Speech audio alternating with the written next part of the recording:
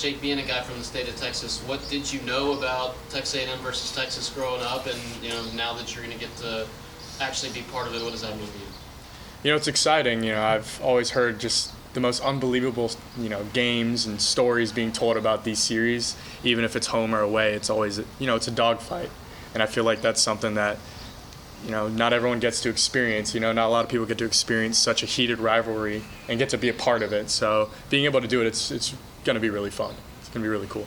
Having spent time at TCU, were you recruited by Schlossnagle, and what's kind of that relationship?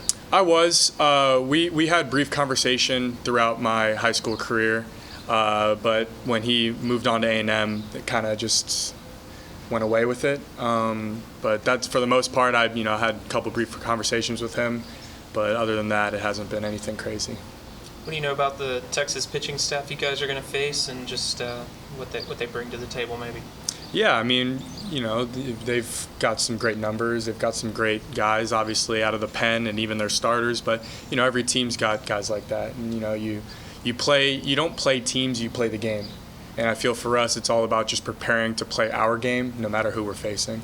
So what is it about y'all's game that y'all have been able to consistently produce at the plate and play at a high level these last few weeks? Just being able to take balls and swing at strikes. For us, it's all about just doing damage in the zone.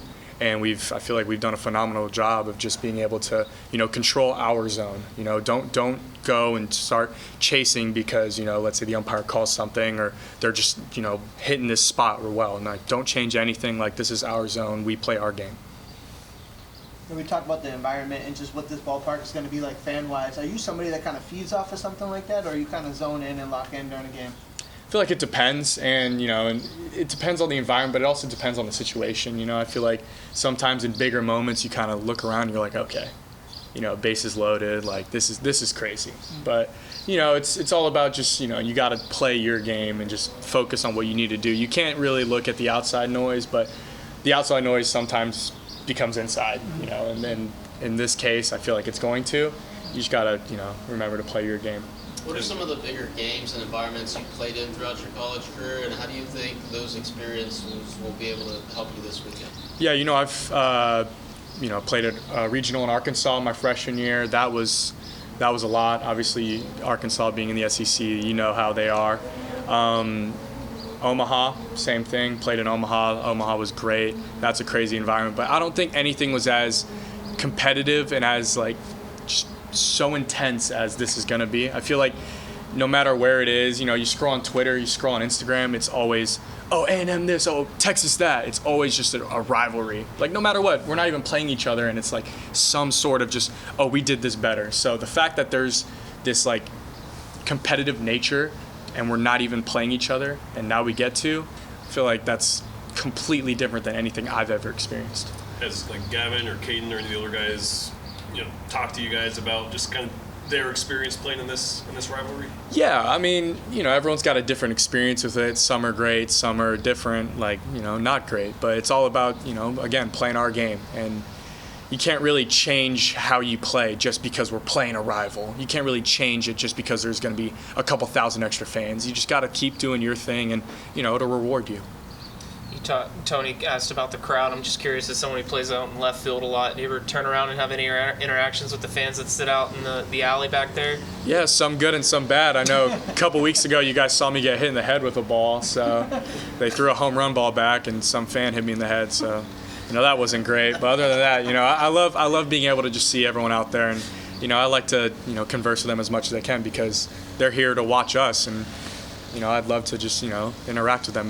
They're great people. Which game was that? And did you ever think you'd have an interaction like that at your home ballpark? Yeah, never in my life would I think that I'd get hit in the head with a ball being thrown back from a home run. But yeah, it was either Saturday or Sunday of Georgia.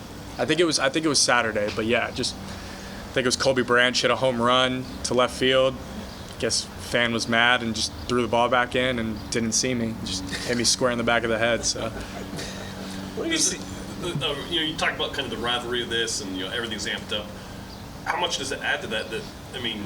It's kind of high stakes just of how good both teams are right now in SEC standings, and there is still a lot on the line. Yeah, for sure. And it's again, it's any opponent, but it's playing the game. And these games obviously matter, but I feel like every game matters. Yesterday's game mattered, last weekend's games mattered, the games on this Tuesday, and then the very next weekend matters. So it's all about just taking every game, just one by one. So obviously Friday matters, and then after Friday, then Saturday matters, and after Saturday, Sunday matters. Like, it's all about just taking game to game. I think that's how we'll find success. TK's had a little bit of a limited playing opportunity lately, but just what have you seen from him where, he still seems to bring energy and joy to the team? Yeah, no, TK's young, but he's a leader. He really is. And, he leads on and off the field. He's a great guy. He's able to communicate, but he's always positive, and he's always making sure that no matter what, like, he has your back. Yesterday he comes in and pinch runs for me, and he's got a smile on his face. He's ready to go.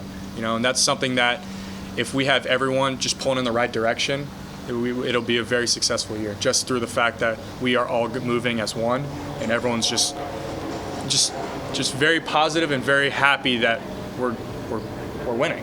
We're doing good. And so that's just something that he's been doing really well at. That's good.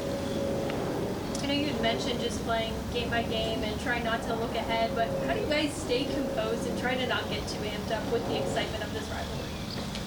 I feel like it's just one of those things where you realize it's a kid game, and we're playing a sport, and the stakes are high, but I mean there's so much worse going on in this world, so it's like you can't really look at it as something as crazy as just playing a baseball game.